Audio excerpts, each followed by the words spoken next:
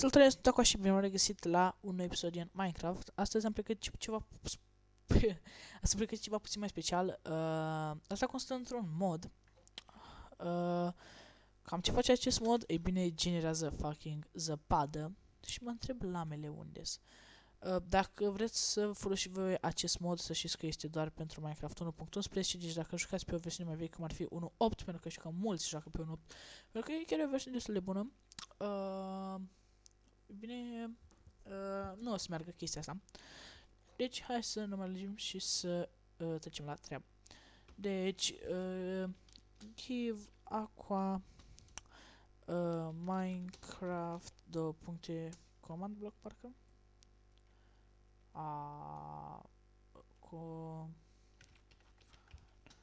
Block. Command block. Ok. What the fuck. Deci, luați un command block. Command block nu puteți spawna din game mode, care dacă scriem aici cu vedeți, nici nu, deci bun, îl pune jos, apăsați click dreapta, always active, trebuie să fie aici și eu am copiat deja comanda. Voi trebuie să o copiați pentru că nu vă pot pune în descriere pentru că e o comandă foarte, foarte lungă și o copiați și o puneți aici. Cred că am pus-o de mai multe ori, nu, am pus-o o dată sau de fapt asta ștergem, bun, acum mai bine. Și o să vezi că o să se genereze aici o chestie foarte mare. Ok.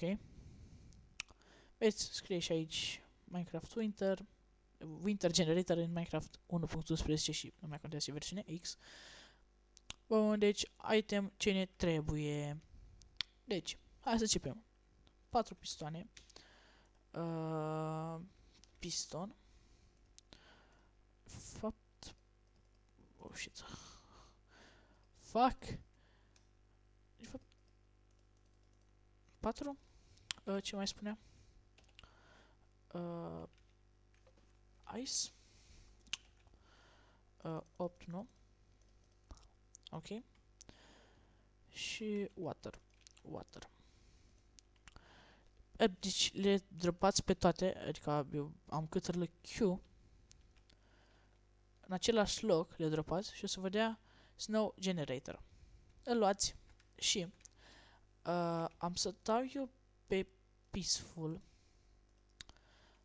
ca să nu mai fie acele slime-uri și apăsați click dreapta și o să înceapă deja să se genereze.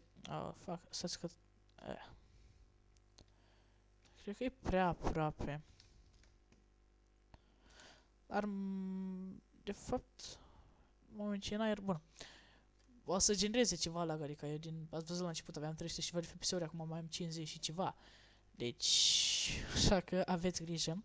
Dacă aveți un PC slab, v-aș comanda, nu știu ce să vă recomand.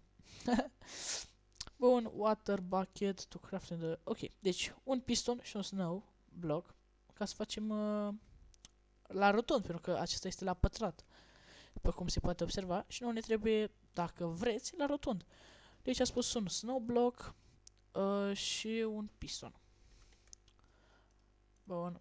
La fel, astea două le aruncați și vă dă un snow particle generator. Și dacă vreți să faceți la rotund, vă trebuie un bulgăre.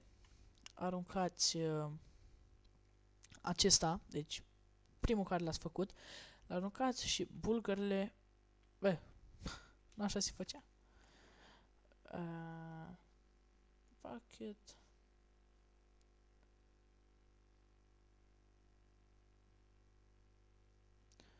Mă rog, eu știam că așa se face. Sau, bun, și dacă să spunem că vreți o încăpere unde să fie particule de zăpadă, hai să mergem mai departe, pur și simplu faceți o casă sau ceva și puneți chestiuța asta pe jos și ați obținut particule care nu se depun, dar eu am să...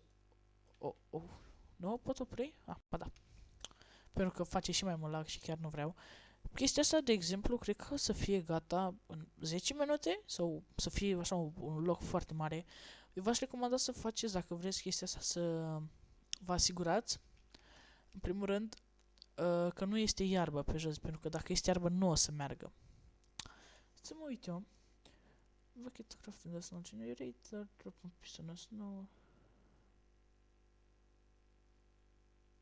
Așa că pot și la rotund. Știa că asta plus asta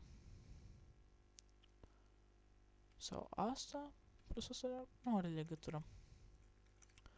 Sau asta cu asta? Mă rog, oricum vă uitați pe forum la tipul care a făcut acest mod. Ok.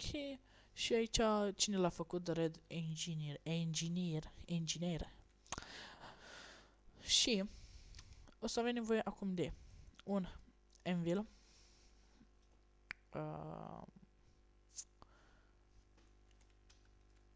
Vreau unul bun. Și un bow, adică un arc. Luați anvil-ul. Ok. Luați arcul, puneți aici și îl numiți. Stați. Winter bow. Puneți și îl numiți aici. Winter bow. Bun. După ce l-ați numit așa, trageți pur și simplu cu el. Și a crescut un brăduț. Trageți într-un animal, nu crește brăduțul. Adică dacă trageți în animale, nu crește brăduțul. Pur și simplu trebuie să aveți skill. Vezi? Și deci puteți oriunde să faceți. Vezi? Și aici. Hai să dăm, uite acolo. Bam. Bam. De acolo vreau. Și unul acolo. Și cel mai mare, uite aici. Ok? Și puteți să vă jucați cu chestia asta, adică nu neapărat, bine, chestia asta merge numai dacă aveți acest mod activat și pus să puteți să-l folosiți. Dacă nu, această chestiuță nu o să meargă, adică să trageți cu arcul, să se genereze zăpadă. Adică nu credeți că trageți cu arcul și se generează zăpada automat. Nu. Chiar vreau să fac un screenshot, dar nu din partea asta. De aici vreau. Ok. F2. Și să vezi cam cât de tare o să se facă când o să se pună toată zăpada și astea. Și nu neapărat trebuie să dați aici la zăpadă. Uite, eu vreau să dau acolo. Acolo crește. Vedeți cam cât de șmecherei. Adică vă poți face un copac până în ceruri. Iubi. Vreau să dau acolo. Acolo crește copacul. Deci mi se pare foarte șmecher acest mod. Puteți face și la rotund, doar că nu știu eu cum.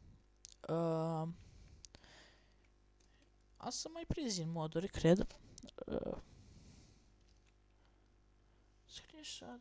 Bun, deci drop the ground. 4 pistoane.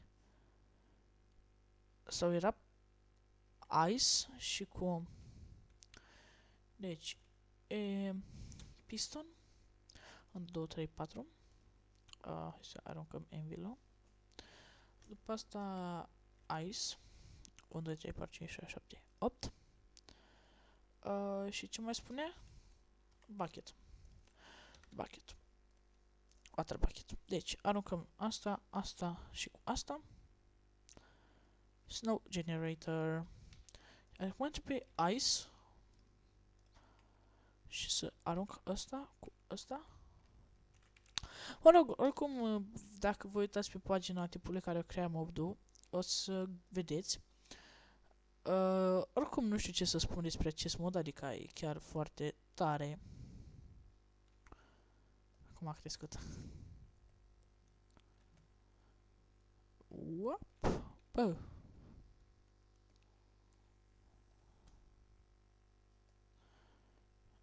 Acum acum se duce unde vreau. Oricum, deci dacă țineți acest mod, nu știu, cel puțin 10-15 minute, se face o zăpadă aici, dar în schimb e foarte șmecher, adică, uitați. Cum să nu-ți placă, frate, când vezi în fața casei tale așa ceva, bă, și să știți că poate să crească și 3-4 blocuri și doar din chestiuța asta mică, uitați-o. Și pur și simplu când vreți să opriți, sau puteți opri direct de aici. Asta o puteți băga sub pământ, dezactivate, și nu mai este zăpadă și activate este zăpadă. Da, nu știu ce să spun despre acest mod, e foarte, foarte, foarte tare. Dacă vă place, apăsați voi acel buton de like ca să văd că mai vreți să fac episoade de genul. Și dacă vrei să faci un brad frumos de Crăciun, că acușa vine, pur și simplu poți să folosești acest arc, mai ales dacă ai Infinity. Nu știu dacă eu scot, dacă trebuie să rămână copacul, nu? Arc nu o să pot să mai folosesc arcul, asta e faza. Oricum, e tare, mie îmi place, e chiar tare ideea.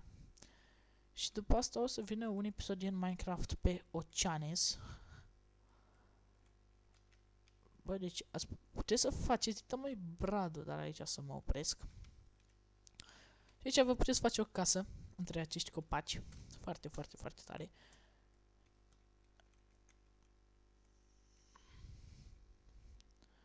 De acolo ne s-a pus zăpada. Acolo. Acolo. Și acolo. Foarte, foarte, foarte tare. Seamănă cu un castel.